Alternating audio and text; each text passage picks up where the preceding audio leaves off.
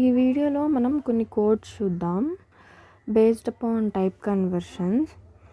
Okay, first of all ఒక 2 డిజిట్స్ని add చేయాలి అంటే ఒక 2 డిజిట్స్ని సమ్ చేయాలి అంటే ఏం చేయాలో మనకు తెలుసు. ఫస్ట్ ఇంతకుముందు చెప్పిన దాన్ని బట్టి ఇదంతా తీసేద్దాం.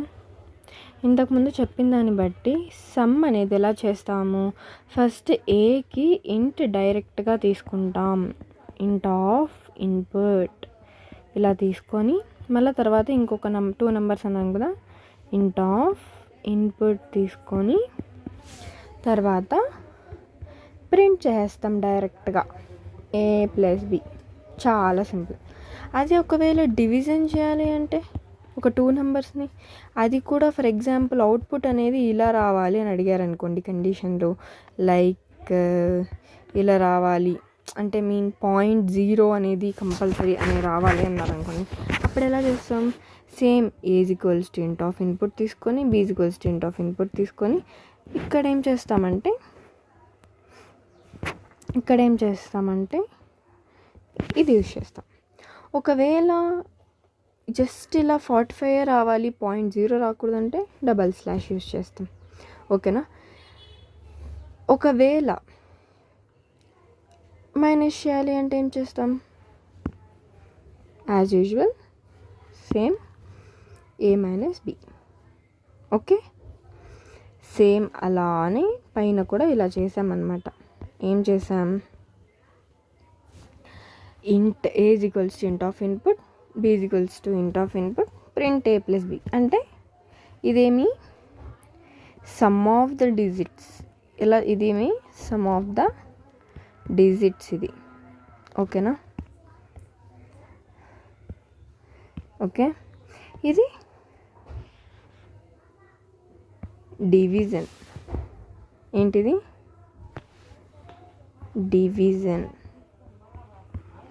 Division of 2 numbers. Okay, same A equals to int of input B equals to int of input. ఎందుకు, ఇంటీజర్స్ కాబట్టి print of A by B. ఇది ఎందుకు యూజ్ చేస్తాం, ఈ స్లాష్ అనేది 0.0s అనేవి రావాలన్నప్పుడు యూజ్ చేస్తాం. ఇప్పుడు ఒకవేళ ఫర్ ఎగ్జాంపుల్ ఇంకొక ఎగ్జాంపుల్ చూద్దాం. నెక్స్ట్ క్వశ్చన్ది ఏంటంటే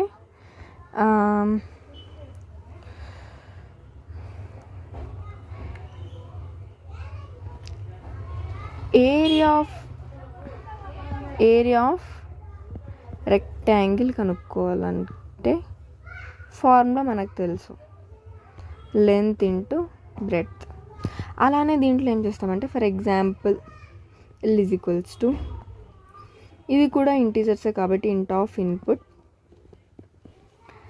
be is equals to int of input తీసుకొని తర్వాత డైరెక్ట్గా ప్రింట్లో పెద్దగా రాయాల్సినంత అవసరమే లేదు, ఎల్ ఇంటూ బి అని చేస్తే వచ్చేస్తుంది ఏరియా ఆఫ్ రెక్టాంగిల్. అలానే ఇక్కడ కూడా ఇచ్చారు. ఎక్కడ ఇచ్చారంటే నేను ఇక్కడ లెంత్ అని తీసుకున్నా, ఇంట్ ఆఫ్ ఇన్పుట్, బ్రెడ్త్కి ఇంట్ ఆఫ్ ఇన్పుట్ అని తీసుకున్నా. ఎందుకు, ఇన్పుట్స్ తీసుకుంటున్నాం, తర్వాత అది కూడా ఇంటీజర్లో తీసుకుంటున్నాం. ప్రింట్ ఏం చేస్తున్నాం, లెంత్ ఇంటూ బ్రెడ్ చేస్తున్నాం. ఎందుకంటే ఈ ప్రాబ్లం వచ్చేసి ఏరియా ఆఫ్ రెక్టాంగిల్. ఓకే, తర్వాత పెరిమీటర్ ఆఫ్ రెక్టాంగిల్ అంటే ఫార్ములా వచ్చేసి 2 into length plus breadth of rectangle కదా. అలాంటి టైంలో మనం ఏం చేస్తాం, ఒక అడిషన్ చేస్తున్నాము, డైరెక్ట్గా దాన్ని ఇంటూ కూడా చేస్తున్నాము అంటే అది ఇంట్లో ఉంటే అది ఖచ్చితంగా కాదు, బికాజ్ ఆఫ్ ఇది ఎల్ ఇది బి అంటే ఇవి స్ట్రింగ్స్లో ఉన్నాయి. సో అలాంటప్పుడు మనం ఏం చేస్తామంటే ఫస్ట్ లెంత్ తీసేసుకుంటాం, తర్వాత బ్రెడ్ తీసేసుకుంటాం, అంటే ఇన్పుట్ తీసేసుకున్న తర్వాత ఏం చేస్తాము, చేసిన తర్వాత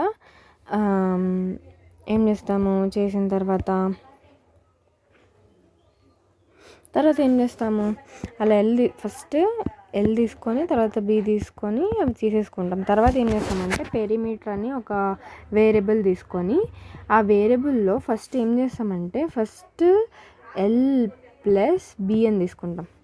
ఎల్ ప్లస్ బి అని తీసుకున్న తర్వాత ప్రింట్ స్టేట్మెంట్లో అప్పుడు 2 ఇంటూ పెరిమీటర్ అని రాస్తాం. అంటే దాని మీనింగ్ ఏంటి, 2 ఇంటూ పెరిమీటర్ అంటే ఎల్ ప్లస్ బి. సరిపోయిందా? కరెక్టే కదా. అలానే రాస్తున్నాం ఇక్కడ కూడా కోడ్ చూడండి. లెంత్, ఓకే, లెంత్ చూడండి, ఇంట్ ఆఫ్ ఇన్పుట్, బ్రెడ్త్ ఇంట్ of input, perimeter is equals to length plus breadth. ఎందుకంటే అది స్ట్రింగ్ ఫార్మేట్లో ఉంది కాబట్టి ఫస్ట్ దాన్ని సపరేట్గా రాసేసుకుంటాం ప్రింట్ స్టేట్మెంట్లో కాకుండా. అప్పుడు 2 ఇంటూ పెరిమీటర్ అంటే ఏంటి, ఇక్కడ లెంత్ ప్లస్ బ్రెడ్త్. అప్పుడు 2 ఇంటూ పెరిమీటర్ అంటే ఏమొస్తుంది, పెరిమీటర్ ఆఫ్ ఎ రెక్టాంగిల్ వచ్చేస్తుంది. ఇది ఏం problem, perimeter of a rectangle. Okay, తర్వాత ఇది చూసుకున్నాం. ఈ డబల్ స్లాష్ అనేది ఎప్పుడు వస్తుంది అని చెప్పాము, మనకి పాయింట్ జీరోస్ అనేవి డివిజన్ చేసినప్పుడు రాకూడదు కాబట్టి మనం డబల్ స్లాష్ యూజ్ చేస్తే అప్పుడు పాయింట్ జీరోస్ పోతాయి. ఓకే, ఇక్కడ ఏంటంటే మనం ఈ ప్రాబ్లం ఏంటంటే, నెక్స్ట్ ప్రాబ్లము వాళ్ళు పర్టికులర్గా ఫ్లోట్ అనే ఒక ఇన్పుట్ని, ఫ్లోట్లో ఉండే ఒక ఇన్పుట్ని సబ్స్ట్రాక్ట్ చేయండి అని అడుగుతున్నారు. అప్పుడు ఏం చేస్తాం, మనము కన్వర్ట్ చేసుకోవడానికి ఏవి యూజ్ చేస్తామని చెప్పినాం, ఇంట్ యూజ్ చేసుకోవచ్చు ఇంటీజర్కి, ఫ్లోట్ వాల్యూకి ఫ్లోట్ యూజ్ చేసుకోవచ్చు, స్ట్రింగ్కి ఎస్టీఆర్ యూజ్ చేసుకోవచ్చు, బూలియన్కి BOOL యూజ్ చేసుకోవచ్చు. ఇక్కడ ఫ్లోట్లో అడుగుతున్నారు కాబట్టి ఇలా తీసుకుంటాం, ఫ్లోట్ ఆఫ్ ఇన్పుట్ ఇలా తీసుకుంటాం. ఓకే, తీసుకున్నామా, A is equals to float of input, B is equals to float of input, print of A minus B. అప్పుడు ఈ ప్రాబ్లం ఏంటి అంటే subtraction of 2 float numbers.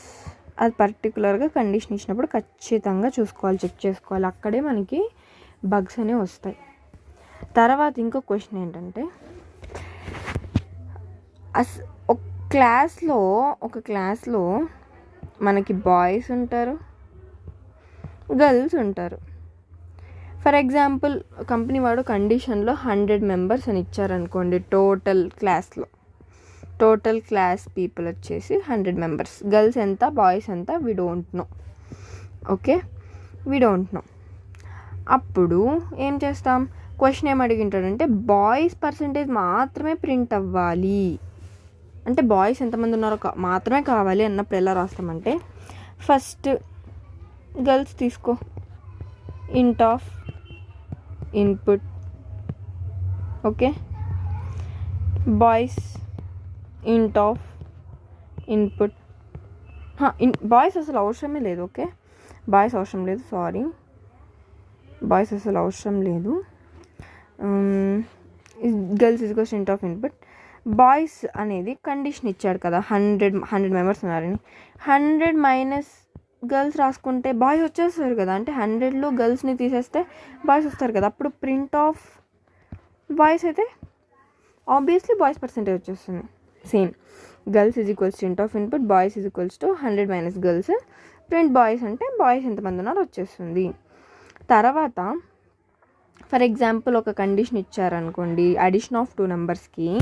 Addition of 2 numbers అంటే ఒకటి N1 ఒకటి N2, అవి వేరియబుల్స్, ఇంట్ ఆఫ్ ఇన్పుట్ యాజ్ యూజువల్. ఇక్కడ కూడా అదే వస్తుంది. మనకి కండిషన్లో ఏమి ఇచ్చారంటే సమ్ అనేది ఇలానే ప్రింట్ అవ్వాలి అని ఇచ్చారనుకోండి. అప్పుడు ఎలా రాస్తాం దాన్ని, ఫస్ట్ ఒక సమ్ తీసుకొని, ఫస్ట్ మనకు సమ్ కదా కావాల్సింది, N1 + N2 అంటే ఫర్ ఎగ్జాంపుల్ ఇన్పుట్ 2, 3 ఇచ్చారనుకోండి. అప్పుడు ఏమవుతుంది 2 + 3 5 అవుతుంది.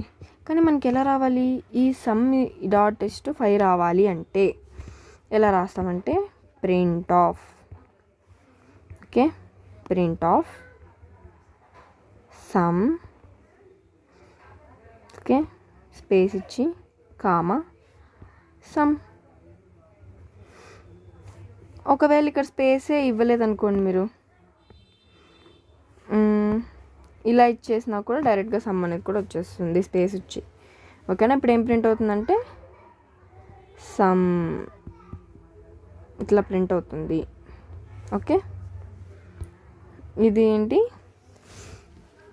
ఈక్వేషన్ వచ్చేసి ఇది కూడా సమ్ ఆఫ్ 2 నెంబర్సే, ఓకేనా.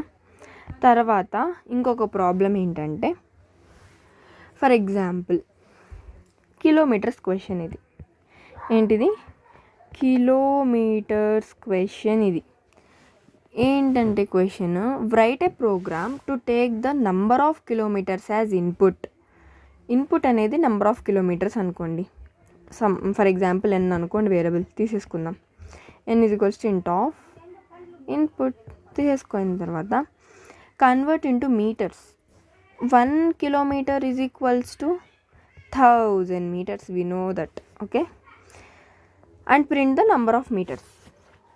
అక్కడ ఇన్పుట్ అనేది కిలోమీటర్స్లో ఉంది కాబట్టి మనం దాన్ని మీటర్స్లోకి మారుస్తాం. మీటర్స్లోకి మార్చాలంటే ఏం చేస్తాం, ప్రింట్ ఆఫ్ n ఇంటూ ఇచ్చిన ఇన్పుట్ని 1000తో మల్టిప్లై చేస్తే వచ్చేస్తుంది మీటర్స్లో, అంతేనా. అది కూడా ఒక కండిషన్. ఇక్కడ ఏమడుగుతున్నారంటే ఇది ఫ్లోట్లోనే ఉండాలి, ఫ్లోట్లోనే ఉండాలి ఇన్పుట్ అని అడుగుతున్నారు. కాబట్టి అప్పుడు ఏం రాస్తామంటే n of float of input. Company question కాబట్టి ఇలా రాస్తున్నాం, కండిషన్ ఫ్లోట్లోనే ఉండాలి ఇన్పుట్ అనేది, అలా రాస్తున్నాం. తర్వాత అవుట్పుట్ అనేది ఇంట్లోనే ఉండాలి కాబట్టి ప్రింట్ ఆఫ్, ఇన్పుట్లో రావాలంటే ఎలా రాస్తాం, int of n into 1000, okay, ఇలా రాస్తాం కన్వర్ట్ చేసేటప్పుడు. నెక్స్ట్ క్వశ్చన్ ఏంటంటే, ఇప్పుడు ఇక్కడ ఏం అడిగినాడు, ఫ్లోట్లో ఇన్పుట్ ఉంటుంది, అవుట్పుట్ ఇంట్లో రావాలి అని అడిగినాడు. నెక్స్ట్ క్వశ్చన్ ఎట్లా అడుగుతున్నాడంటే ఇన్పుట్ ఇంట్లో ఉందంట, అవుట్పుట్ ఏంటో ఫ్లోట్లో రావాలంట. దాని క్వశ్చన్ ఏంటో చూద్దాం. ఇంట్లో ఉంటుంది ఇన్పుట్, అవుట్పుట్ మాత్రం ఫ్లోట్లో రావాలి, ఓకేనా. ఇది ఒక percentage question. First of all question విందాం. Write a program that reads a percentage p. p అనేది ఇన్పుట్ అంట. చూడు, that reads a percentage p అన్నారు కదా, ఇంట్లో ఉంటుంది అని అన్నాం దాన్ని, ఎందుకంటే క్వశ్చన్లో ఇచ్చాడు ఇన్పుట్ ఇంట్లో ఉంటుంది అని, ఓకే, రాసాం. And prints percentage of the number 200 అంట. 200తో పర్సంటేజ్ చేసి ఇన్పుట్ని ప్రింట్ చేయాలి, అది కూడా ఫ్లోట్లో ప్రింట్ చేయాలి. అలాంటప్పుడు ఏం చేస్తాం, ప్రింట్ రాసుకొని ఫ్లోట్ ఇచ్చి ఫ్లోట్లో కన్వర్ట్ చేస్తున్నాం కదా, float of p into 2 print అయిపోతుంది, ఓకే. సేమా, నేను ఇక్కడ n తీసుకున్నాను వేరియబుల్, ఇక్కడ p తీసుకున్నాను, అంత ఎక్స్ప్లెనేషన్ కోసం.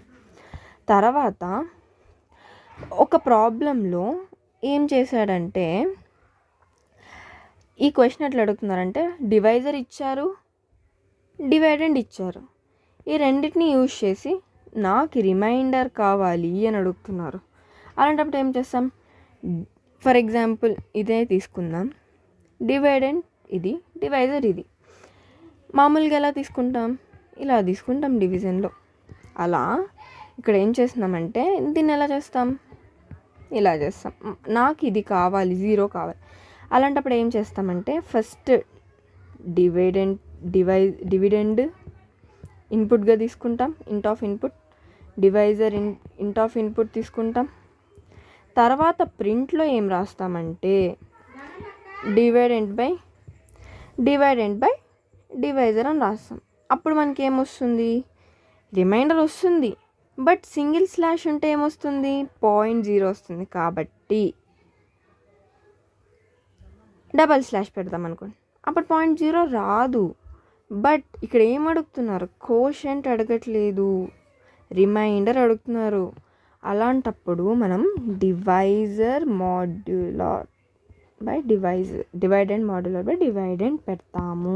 Dividend modular by divisor, okay sorry, dividend modular by divisor. అలాంటప్పుడు మనకి రిమైండర్ వస్తుంది. రిమైండర్ రావాలంటే ఇది పెట్టాలి. ఉందా?